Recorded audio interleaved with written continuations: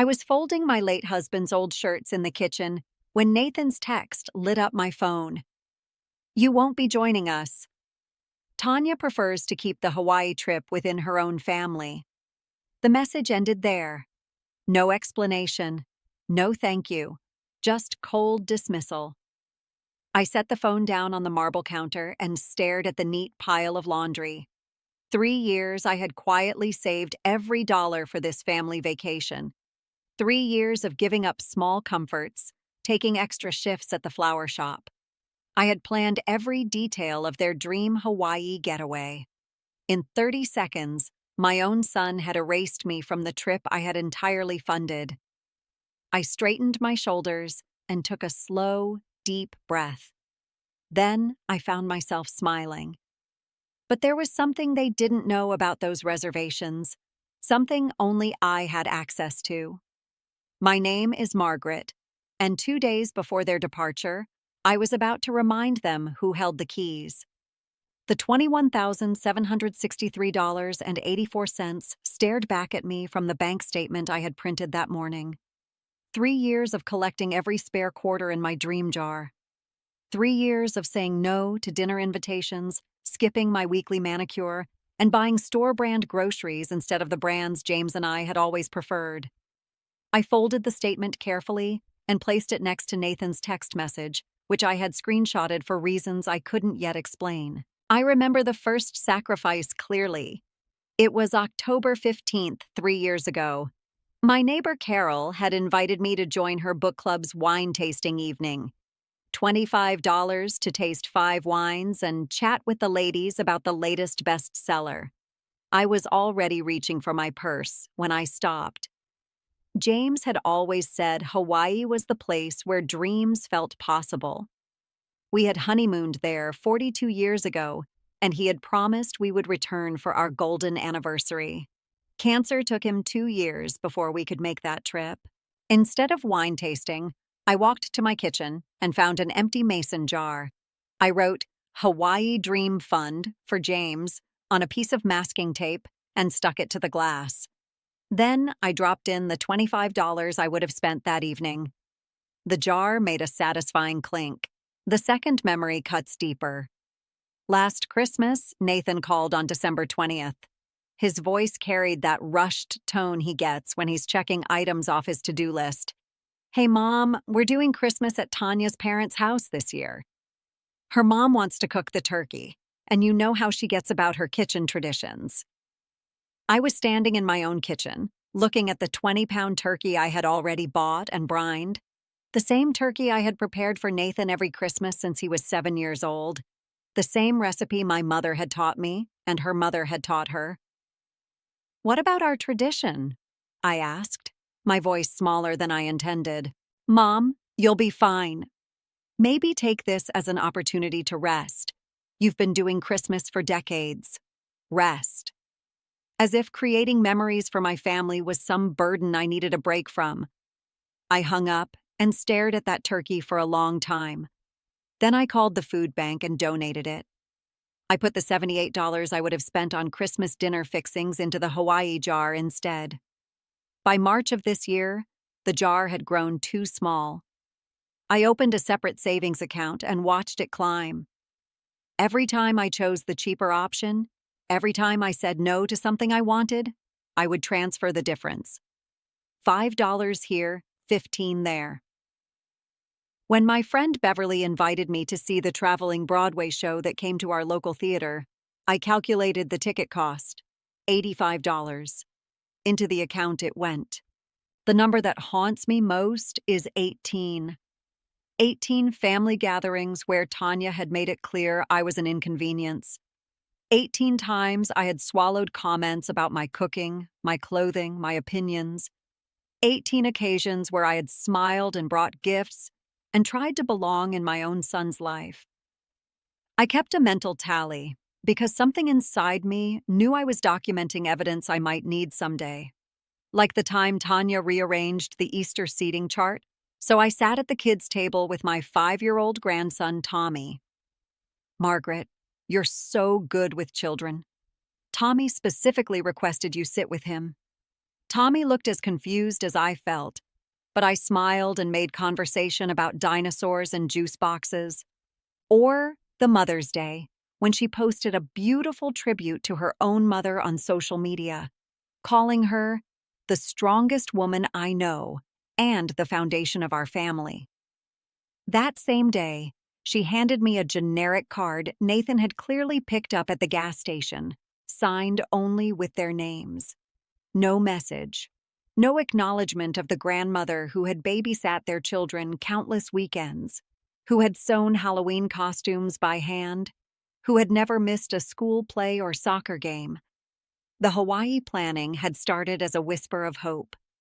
James and I had stayed at the Kauai Beach Resort during our honeymoon. He had loved the way the sunrise painted the ocean gold every morning.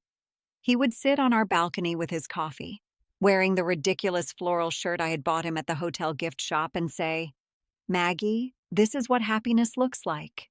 I researched that same resort and found they had expanded to include family villas, perfect for 3 generations to stay together.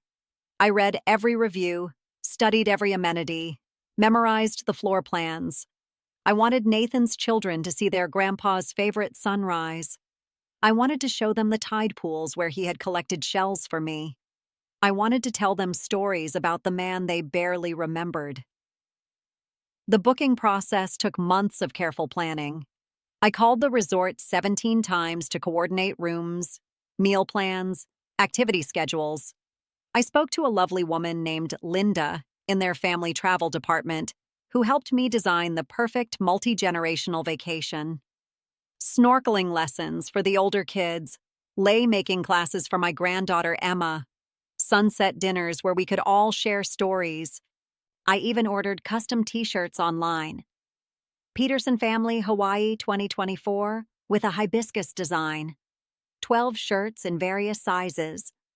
I was so proud when they arrived, imagining the family photos we would take, how happy everyone would look wearing matching shirts against that famous Hawaiian sunset. The deposit alone was $4,200. I transferred it from my savings account on a Tuesday morning in February, my hands shaking slightly as I confirmed the payment. This was real. This was happening. I was giving my family the gift of togetherness in the place where James and I had been happiest. When I told Nathan about the trip plan in March, his reaction was underwhelming. We were sitting in my living room, the same room where I had hosted every birthday party, every holiday gathering, every important conversation of his life. "That's generous of you, Mom." Really generous. The kids will love Hawaii. Notice he didn't say he would love it. He didn't ask about the resort, the activities, the significance of the location. He pulled out his phone and started texting Tanya immediately. "Let me run this by Tanya and see what works with her schedule." Her schedule. As if my vacation gift needed to be approved by committee. But I swallowed that observation and smiled. I was 58 years old, and I was still seeking permission to love my family. Now I understand what I was seeing, but couldn't name at the time. I was watching my son choose his wife's comfort over his mother's heart. I was witnessing the slow erasure of my place in a family I had created and nurtured for 3 decades. The pattern has a name, and it's devastatingly simple. I had become the family bank account. Useful when funds were needed, invisible when relationships were being nurtured. I think about the small moments that revealed this truth, like when they needed a down payment for their house 3 years ago. Nathan called on a Sunday evening, his voice warm and conversational. We talked about the weather, the kids' school activities, his work promotion. 20 minutes of pleasant conversation before he got to the point. "Mom, I hate to ask, but we're short on our down payment. Just by $8,000. I know it's a lot, but we'll pay you back as soon as we can." I gave them the money. Not lent, gave. I never saw a repayment plan, never received a single payment, never even got a thank you card. But 6 months later, I saw Tanya's social media posts from their vacation to Mexico. Beautiful photos of resort pools and gourmet dinners.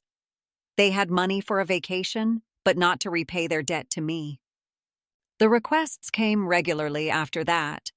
Christmas gift money for the kids because things are tight this year. Emergency funds when their car needed repairs. Money for Tommy's dental work, for Emma's school field trips, for new furniture when they decided to redecorate their living room. Each time, Nathan would call with that same warm, conversational tone. Each time, I would transfer the money without question. Each time, I told myself, this was how mothers show love. But love, I'm learning, is supposed to flow in multiple directions. Love asks how you're doing, not just what you can provide. Love remembers your birthday without Facebook reminders. Love includes you in the experiences your money makes possible. I trace this pattern back to Nathan's childhood and realize it didn't start with Tanya. It started with me. I had trained him to see me as a resource rather than a person. When he needed lunch money, I provided it.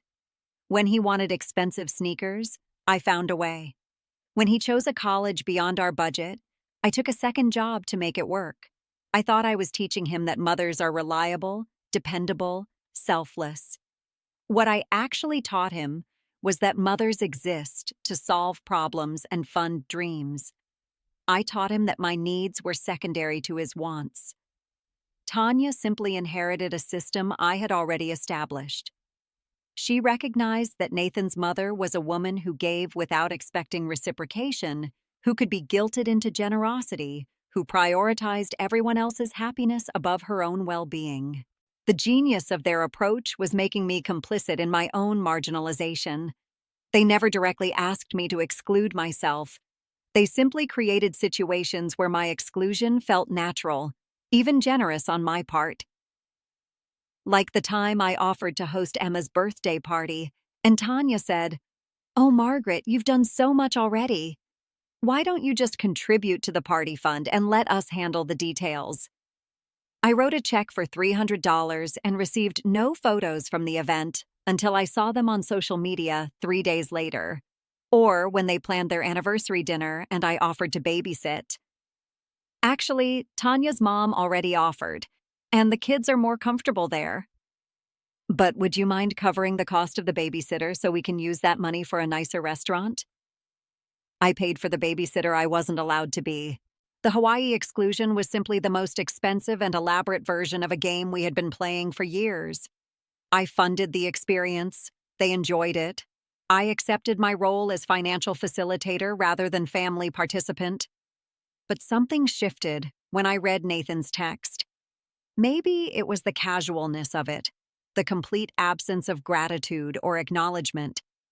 Maybe it was the phrase, "You won't be joining us," as if I had been a potential inconvenience who could now be officially crossed off the guest list. Or maybe it was the realization that I had spent $21,763.84 to discover my true value to my family. Exactly $21,763.84. I walked to my bedroom and opened the closet where I keep James's memory box. Inside, wrapped in tissue paper, is the floral shirt he wore in Hawaii all those years ago. I held it against my chest and could almost smell his cologne, could almost hear his morning coffee ritual and his gentle humming. "What would you do, James?" I whispered to the empty room. I knew the answer immediately. James never tolerated disrespect, not from anyone. He had a quiet dignity that commanded consideration without demanding it. He would have been heartbroken by Nathan's treatment of me, but he wouldn't have been surprised. He had worried near the end about who would protect me from my own generosity. "Maggie," he had said during one of our final conversations, "you've got to learn to expect the same kindness you give. Promise me you won't let people take advantage of your big heart." I had promised, but I hadn't kept that promise. I had let Nathan and Tanya condition me to accept less and less while providing more and more. That night, I made a decision that felt both terrifying and liberating.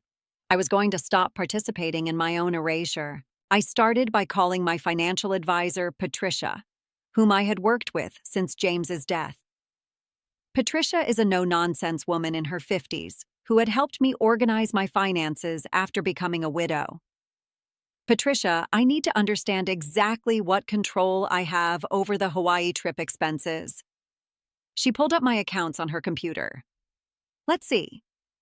You have the main resort booking on your credit card, rental car reservations on your debit card, meal plan charges on a secondary credit card, and activity bookings split between two different payment methods. Everything is in your name and linked to your accounts. What would happen if I froze those cards? Patricia was quiet for a moment. Margaret, is everything okay? I explained the situation simply, without drama. Patricia listened without interrupting, occasionally making soft sounds of disapproval. Legally, you have complete control, she said finally. Those are your cards, your accounts, your bookings. You can freeze them at any time for any reason. The question is, are you prepared for the consequences? The consequences. I thought about Nathan's reaction, Tanya's anger, the disruption to their vacation plans. I thought about the awkward family dynamics that would follow, the potential years of resentment and conflict. Then I thought about the alternative, continuing to be treated as an ATM with occasional visiting privileges to my own grandchildren. Patricia, I want to set up a phone meeting for tomorrow morning at 8 o'clock. I want to understand all my options. Of course. Margaret, for what it's worth, I think you're being very brave. Brave. I rolled the word around in my mind. When had standing up for myself become an act of bravery? When had expecting basic respect become a radical choice? The next morning, Patricia walked me through a 4-step process she called financial boundary setting. She had clearly dealt with situations like this before. Step 1. Legal documentation.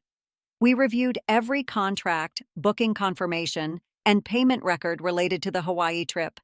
Everything was in my name, paid from my accounts, with my contact information listed as primary. I had legal authority to modify or cancel any aspect of the trip. Step 2. Financial inventory.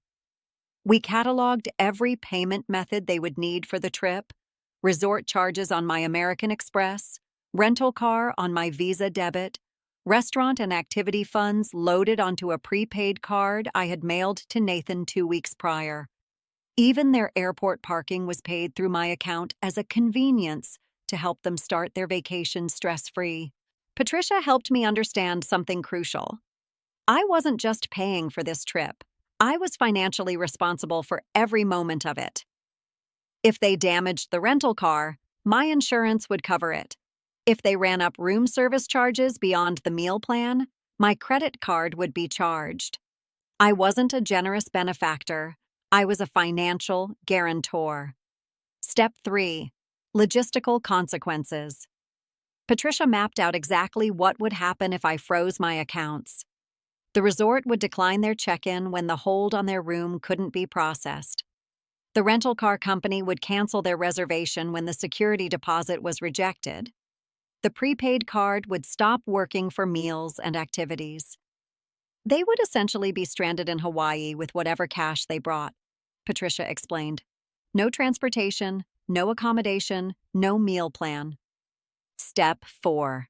Social boundaries. This was the part Patricia seemed most interested in discussing.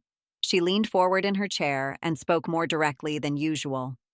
Margaret, what you're describing isn't unusual. I see it with many of my older female clients.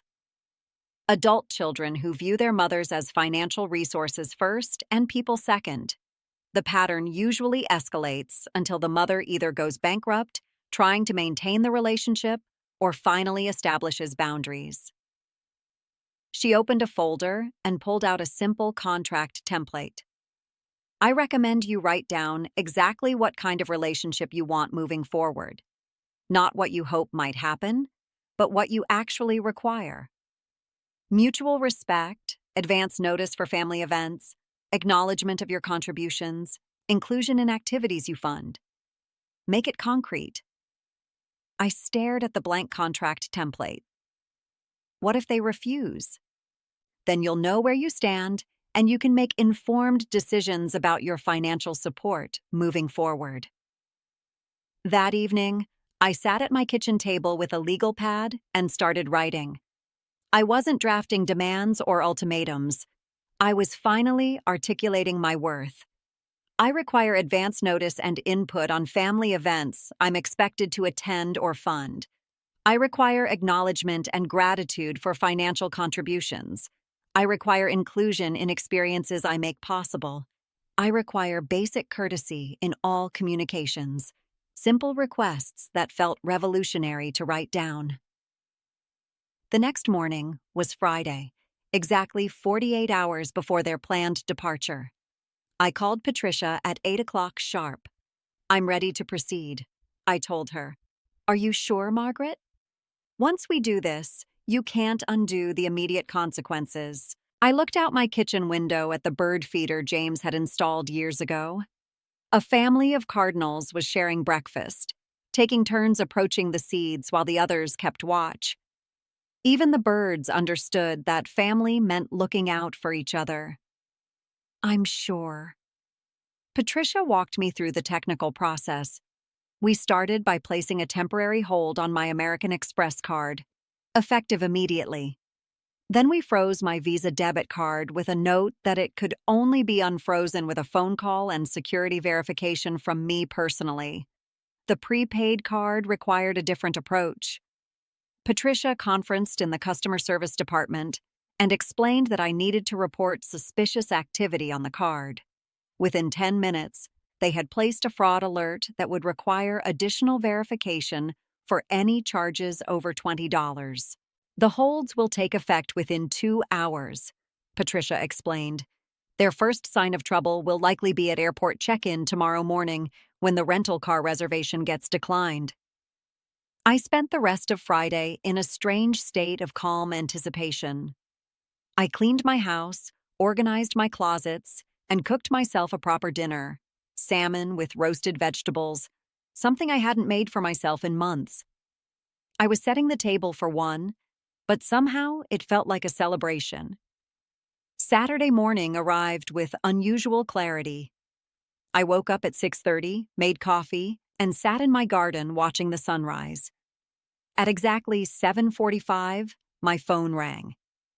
Nathan's name appeared on the screen. I let it ring 4 times before answering. "Hi, Nathan." "Mom, we're at the airport and there's some kind of problem with the rental car reservation. They're saying the card was declined. Can you call them and sort this out?" His tone was mildly irritated, as if I had made a simple mistake that needed quick correction. There was no panic yet, just inconvenience. "I'm not sure what happened," I said truthfully. "Let me look into it." "Okay, but can you hurry? Our flight board's in 90 minutes and we need to get this resolved." I hung up and made myself a second cup of coffee. 30 minutes later, Nathan called again. "Mom, the car rental thing is still not working, and now they're saying there's a problem with our resort reservation too. The front desk says the card on file was declined. This is really stressing Tanya out. Can you please call your bank and fix whatever's wrong?" Now there was worry in his voice. The inconvenience was becoming a crisis. "That's strange," I said. "Let me call the bank and see what's happening." "How long will that take?" "We board in an hour." "I'm not sure, Nathan. Bank holds can be complicated to resolve." I could hear Tanya's voice in the background, sharp and frustrated. Nathan covered the phone, but I caught fragments of their conversation. "Told you we should have planned this ourselves. Completely irresponsible to leave everything until... What if we're stuck here?" When Nathan came back on the line, his voice was tight with stress. Mom, Tanya thinks we should postpone the trip until this gets sorted out. Can you get to the bank branch this morning and fix this in person? I looked at the clock. 8:45 a.m. on a Saturday. The bank doesn't open until 9 on Saturday, Nathan. And I'd need to speak with my financial advisor, who probably won't be available until Monday. The silence stretched for several seconds. I could hear airport announcements in the background, the chaos of a travel day gone wrong. Are you saying this might not get resolved today? I'm saying I don't know, Nathan. Financial holds can take time to investigate. More muffled conversation with Tanya. Her voice was getting louder, more accusatory. I heard the phrase, "typical Margaret," quite clearly. Mom, we need to talk when we get home. This is completely unacceptable. The call ended abruptly. I set my phone on the counter and noticed my hands were remarkably steady. For the next 3 hours, my phone rang continuously. Nathan called 6 times. Tanya called twice. I received 12 text messages ranging from frustrated to furious to pleading. Nathan, 9:15 a.m. Mom, please call the bank emergency line. We missed our flight. Nathan, 9:47 a.m. This is ruining everything. The kids are crying. Tanya, 10:23 a.m. Margaret, I don't know what game you're playing, but you need to fix this immediately. Nathan, 11:18 a.m. We had to book a hotel near the airport. This is costing us hundreds of dollars we don't have. Nathan, 12:30 a.m. Mom, I'm begging you. Please resolve this so we can salvage something of this trip. I read each message carefully, but I didn't respond. Something Patricia had said kept echoing in my mind. You'll know where you stand. I knew where I stood now. I was the person they called when they needed something fixed. I was not the person they considered when making plans, setting boundaries, or showing gratitude. I was a resource to be activated in emergencies and ignored otherwise. The breakthrough came at 2:15 p.m. with a text that revealed everything. Tanya, Nathan's mom, we know you did this on purpose. We'll remember this. Nathan's mom, not Margaret, not even Mom. Nathan's mom, as if I were a possession of his rather than a person in my own right. We'll remember this. Not, we're sorry for excluding you, or we should have handled this differently. They were promising to remember my act of self-advocacy as a betrayal worth punishing. That evening, after the calls and messages had finally stopped, I called Patricia at her home number. How are you holding up? She asked immediately. I'm surprisingly okay.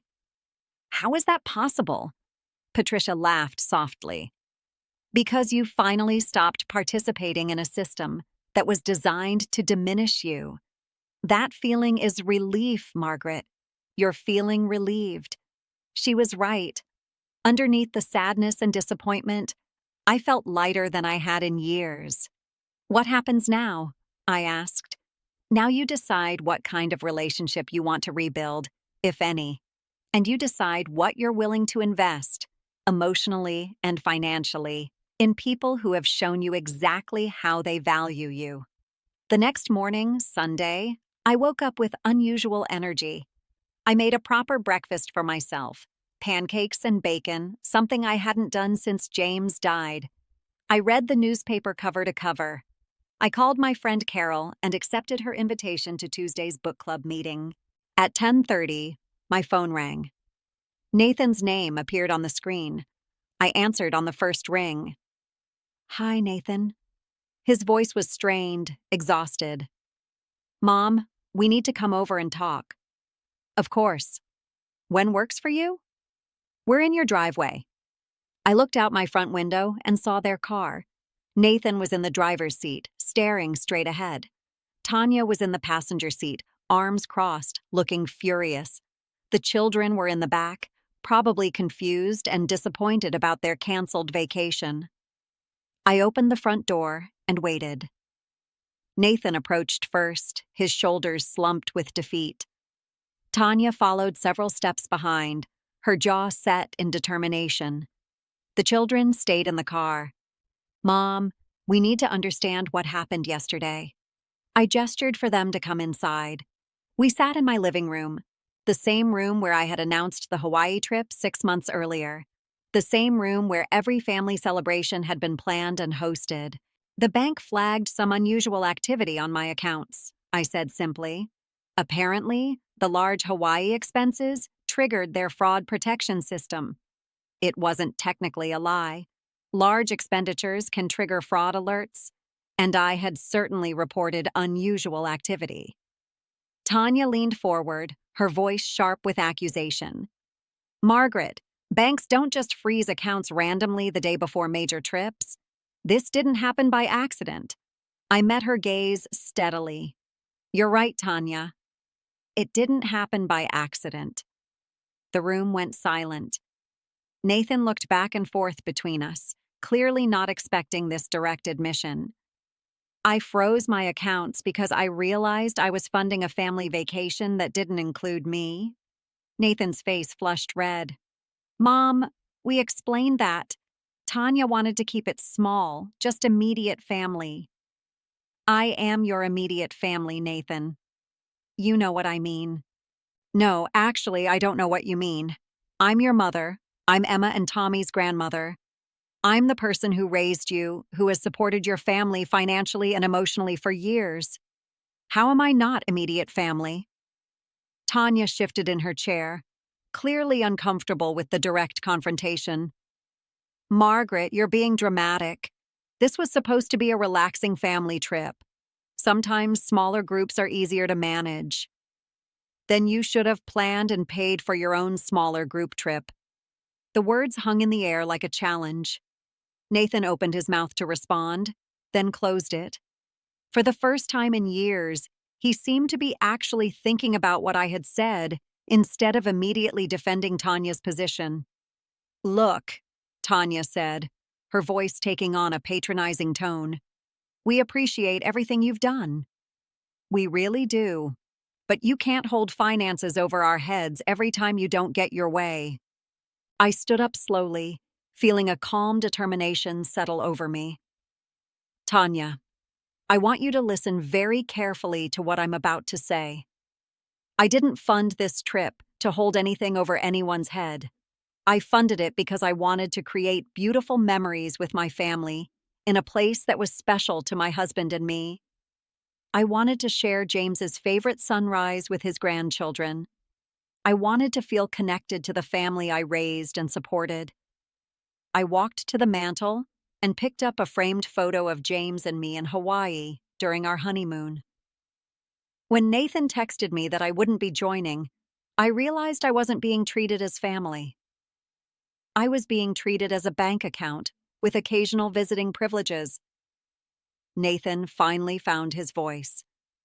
"Mom, that's not fair." "Nathan, when was the last time you called me just to see how I was doing? Not to ask for anything, not to coordinate logistics, just to check on your mother?" He was quiet. "When was the last time you included me in family decisions that affect me? When was the last time Tanya spoke to me with the same respect she shows her own mother?" More silence. "When was the last time either of you acknowledged my contributions to your family without being prompted?" Tanya stood up abruptly. "This is ridiculous. We're not going to sit here and be lectured about gratitude by someone who sabotaged our family vacation out of spite." I turned to face her directly. "Tanya, I didn't sabotage anything. I simply stopped funding my own exclusion." "You're being manipulative." "I'm being honest. For the first time in years, I'm being completely honest about how I've been treated and what I'm willing to accept going forward." Nathan looked genuinely confused, as if he was seeing our family dynamics clearly for the first time. "Mom, what do you want from us?" It was such a simple question, but it felt revolutionary. When was the last time someone in my family had asked what I wanted? I want to be treated as a valued family member, not a resource to be tapped when needed and ignored otherwise. I want advance notice and input on family events, especially ones I'm funding. I want basic courtesy in our interactions. I want my contributions acknowledged and appreciated. I sat back down and looked directly at both of them. Most importantly, I want relationships that flow in both directions. I want to give and receive, not just give and give and give until I disappear. Nathan was staring at his hands. We never meant to make you feel invisible, Mom. But that's exactly what happened. And yesterday, when you needed something fixed, I suddenly became very visible again. Tanya crossed her arms tighter. So what now? Are you going to punish us every time you don't get your way? I shook my head. This isn't punishment, Tanya. This is self-preservation. I'm 61 years old. I spent 40 years raising Nathan and 15 years supporting your family financially and emotionally. I have a limited number of years left, and I refuse to spend them being marginalized by the people I love most. I walked to my purse and pulled out the contract template Patricia had given me. I had filled it out the night before, articulating exactly what kind of relationship I wanted moving forward. I've written down what I need from our family relationships. It's not complicated or unreasonable. Read it, think about it, and let me know if you're willing to make these changes. Nathan took the paper but didn't look at it immediately. What if we can't agree to these terms? The question I had been dreading and preparing for. Then we'll know where we stand, and I'll make decisions about my involvement in your lives accordingly. Tanya's voice was ice cold. Are you threatening to cut us off? I'm explaining that relationships require mutual respect and consideration. I'm willing to rebuild ours on that foundation, but I'm not willing to continue the old pattern. They left a few minutes later, taking the contract with them. The children waved at me from the car windows, still unaware of the adult drama that had derailed their vacation. I spent the rest of Sunday in my garden, planting fall flowers and thinking about the conversation. I felt proud of myself for speaking clearly and calmly, for not getting drawn into emotional manipulation or defensive arguments. On Monday morning, Patricia called to check on me. How did the family meeting go? I summarized the conversation, including my decision to present them with written expectations for moving forward. Margaret, I'm impressed. You handled that with remarkable composure.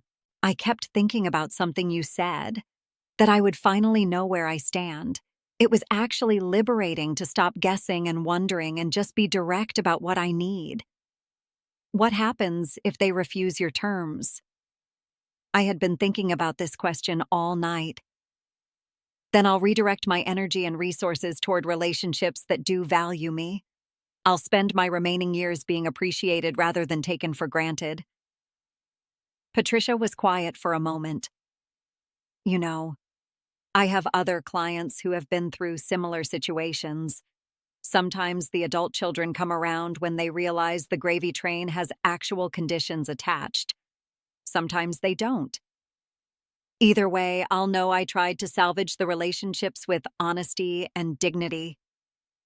Exactly. And either way, you'll stop participating in your own diminishment. I didn't hear from Nathan or Tanya for the rest of the week. No calls, no texts, no responses to my contract. The silence felt intentional, designed to make me anxious enough to reach out and apologize for disrupting their plans. But I had spent 3 years saving for a Hawaii vacation, and the money was still sitting in my account, refunded from the canceled reservations. On Friday evening, I made a decision that surprised even me. I was going to take that Hawaii trip anyway. I called Linda at the Kauai Beach Resort and explained that I needed to modify my reservation. I'd like to change the booking from 12 guests to 6 guests, same dates if possible. Of course, Mrs. Peterson. May I ask who will be joining you now? I thought about the women in my life who had been similarly marginalized by their own families. My friend Carol, whose daughter never calls unless she needs childcare. Beverly, whose son moved across the country and only visits when he wants to borrow money. My neighbor Frances, whose grandchildren only know her as the source of birthday checks. I'll confirm the names tomorrow, but I want to book 6 women for a celebration of resilience. Linda's voice brightened with genuine enthusiasm. That sounds wonderful. A girls' trip to Hawaii. You're going to have an amazing time. A girls' trip to Hawaii. I hadn't thought of it in those terms, but Linda was right. I was planning an amazing time with women who would appreciate it. That weekend, I made 5 phone calls. Carol, how would you feel about a week in Hawaii? All expenses paid, just us girls having the time of our lives. Carol was speechless for several seconds. Margaret, are you serious? Completely serious. I have a beautiful villa booked, and I think we deserve some paradise. But what about Nathan's family trip? They decided they didn't need me on their family trip. So I decided to plan my own family trip with my chosen family. By Sunday evening, I had 5 enthusiastic companions: Carol, Beverly, Frances, my book club friend Susan, and my former coworker Diane. 6 women between the ages of 57 and 73, all of whom had spent decades caring for others at the expense of caring for themselves. I called Linda Monday morning and confirmed the names. Linda, I want to add some special touches to this reservation. We're celebrating women who have rediscovered their worth. I love that. What did you have in mind? Flowers in each room when we arrive? A private dinner on the beach our first night? A spa day with the full treatment package? Whatever makes 6 women feel absolutely treasured. Mrs. Peterson, this is going to be the trip of a lifetime. She was right. I was planning the trip of a lifetime for women who had earned it. The Hawaii trip was everything I had dreamed it would be, but better than I could have imagined. 6 women who had been taken for granted by their families, finally taking time to appreciate each other and themselves. We arrived on a Tuesday morning to rooms filled with plumeria flowers and welcome notes from the resort staff. Carol cried when she saw her room. She had never stayed anywhere so beautiful. Beverly immediately called her sister to describe the ocean view. Frances took dozens of photos to share with her book club back home. That first evening, we had dinner on the beach as the sun set over the Pacific. The same sunset James had loved so much, the same golden light that had made our honeymoon magical 42 years earlier. Ladies, I said, raising my glass of wine, I want to propose a toast. To women who have loved deeply, given generously, and deserve to be celebrated. To second chances, Carol added. To choosing ourselves, said Beverly. To friendship without conditions, Frances continued. We spent the week snorkeling in tide pools, taking lei-making classes, learning to surf from patient young instructors who called us brave wahines. We had spa treatments and sunset dinners and long conversations on the beach about our lives, our dreams, our disappointments, and our hopes. On our 3rd night, we created a ritual that none of us will ever forget. We bought candles from the hotel gift shop and set them up in a circle on the beach after dark. Each woman lit a candle and spoke about someone or something she was ready to release. Carol lit her candle for her daughter's disapproval. I'm releasing the need to earn love through constant service. Beverly lit hers for her son's selfishness. I'm releasing the guilt I feel when I prioritize my own needs. Frances spoke about her late husband's family, who had never accepted her. I'm releasing the pain of not being chosen. Susan lit her candle for her grown children's indifference. I'm releasing the fantasy that they'll suddenly become grateful. Diane honored her ex-husband's manipulation. I'm releasing the belief that I deserved poor treatment. When it was my turn, I lit my candle for Nathan and Tanya's exclusion. I'm releasing the hope that they'll see my worth and the fear that I'm not lovable as I am. We sat in silence for several minutes, watching our candles flicker in the ocean breeze. Then, without planning it, we each blew out our candles at the same moment and walked into the waves together, 6 women holding hands under the Hawaiian stars. "We're not forgotten," Frances said softly. "We just needed to find the right people to remember us." She was absolutely right. We hadn't been forgotten. We had been looking for recognition in the wrong places. The rest of the week was pure joy. We laughed until our stomachs hurt, shared stories until dawn, and supported each other through moments of sadness and breakthrough. We created a group text called the Hawaii Wahinis and promised to meet monthly for dinner and regularly for weekend adventures. On our last morning, I woke up early and walked to the beach alone. I sat in the same spot where James and I had watched the sunrise during our honeymoon, and I felt his presence in the warm breeze and golden light. "I finally kept my promise," I whispered to the ocean. "I'm expecting the same kindness I give." When I returned home, I found 17 missed calls from Nathan and 11 text messages ranging from confused to angry to pleading. I read them all but didn't respond. The final message, sent just 2 hours before my return flight, stopped me cold. "Mom, we've talked about your list, and we can't agree to most of those demands. They're unrealistic and controlling, but we're willing to include you in future family events if you'll process the refund from the Hawaii trip. We could really use that money right now. Process the refund. Include me in future family events, if I'll give them the money." I read the message 3 times to make sure I understood it correctly. They were offering to tolerate my presence at family gatherings in exchange for the $21,763.84 I had spent on myself and 5 women who actually appreciated me. I called Patricia immediately. "They want the money," I told her simply. "Are you surprised?" "Not anymore. They're offering to include me in future family events if I give them the Hawaii funds."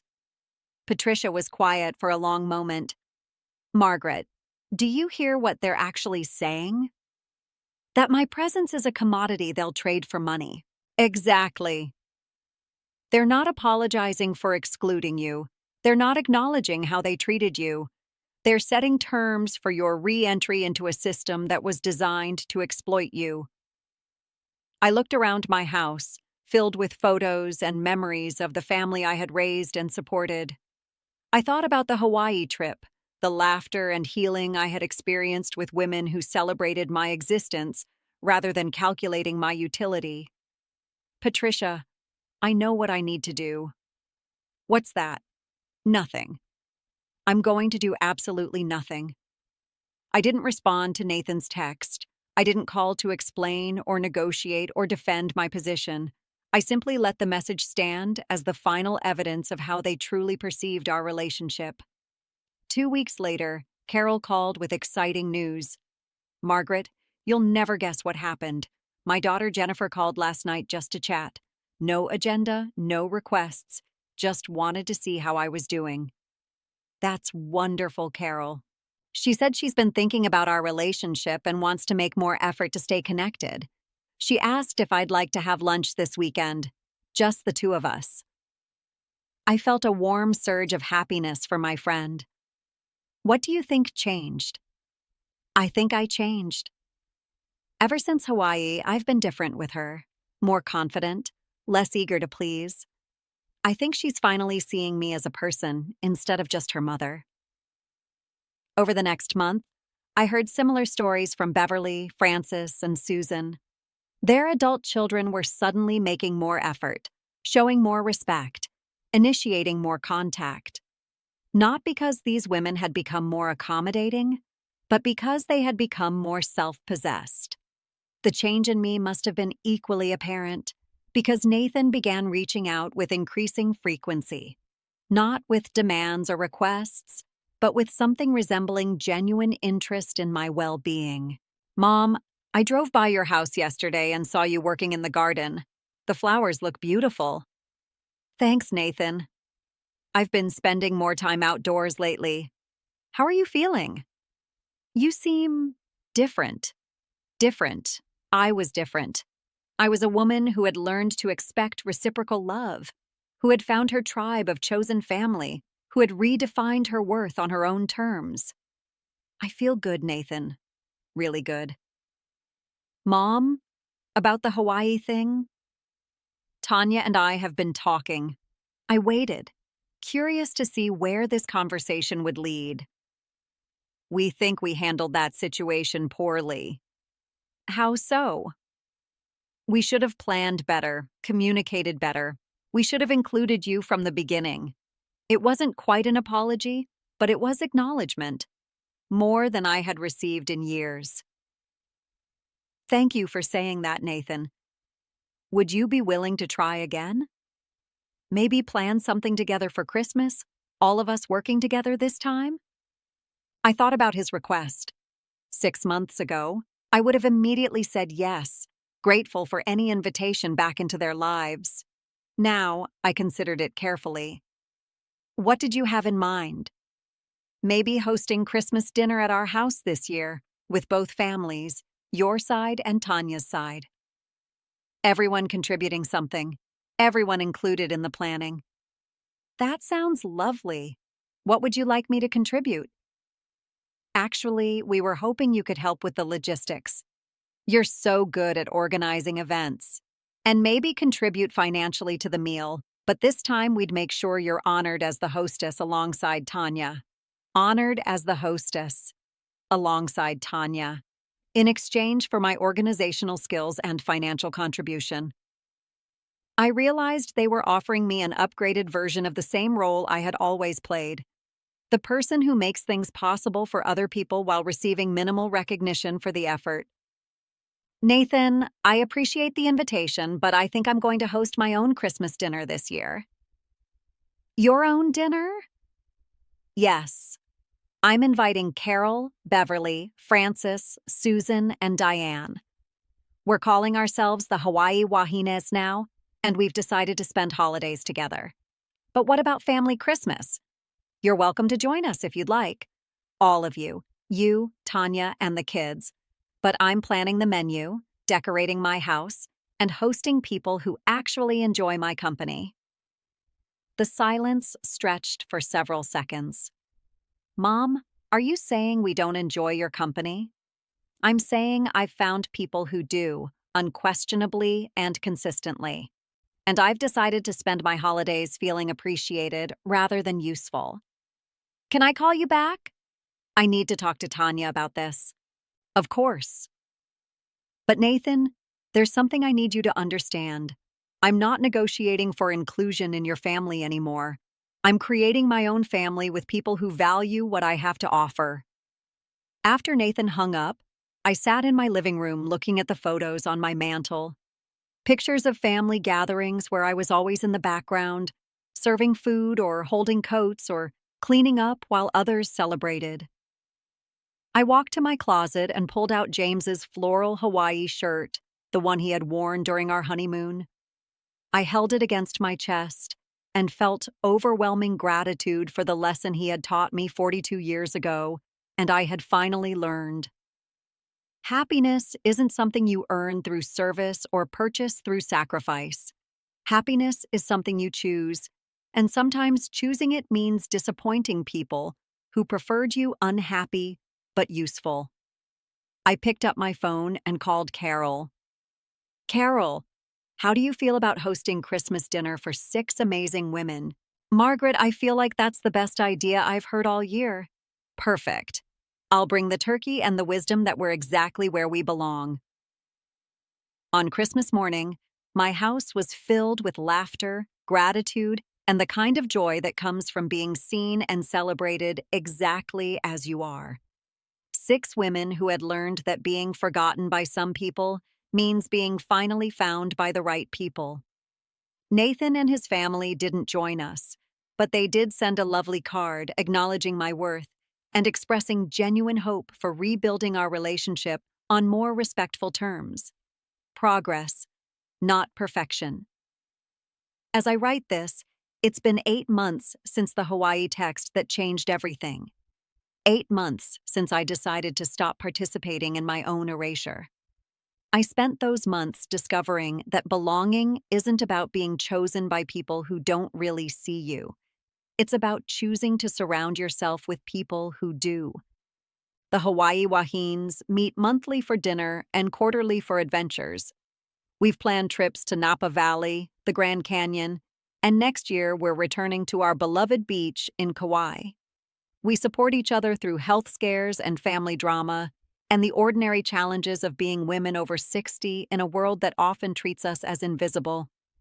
Most importantly, we've learned to see ourselves through each other's eyes, as women of wisdom, strength, and irreplaceable value. If you're reading this and recognizing yourself in my story, please know that you're not forgotten. You're not too demanding when you ask for basic respect. You're not selfish when you prioritize your own well-being. You're not cruel when you stop funding your own marginalization. You are a woman of worth, and you deserve to be treated accordingly. The family you were born into or married into might not see that worth, but there are people in this world who will. Your job is to find them, embrace them, and let them remind you of the truth you may have forgotten. You are not here to make other people comfortable with your diminishment.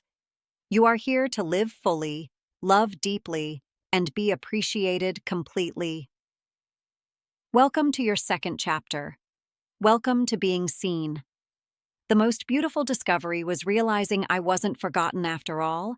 I was simply seen by the right people. That's how my story of finding my true family unfolded.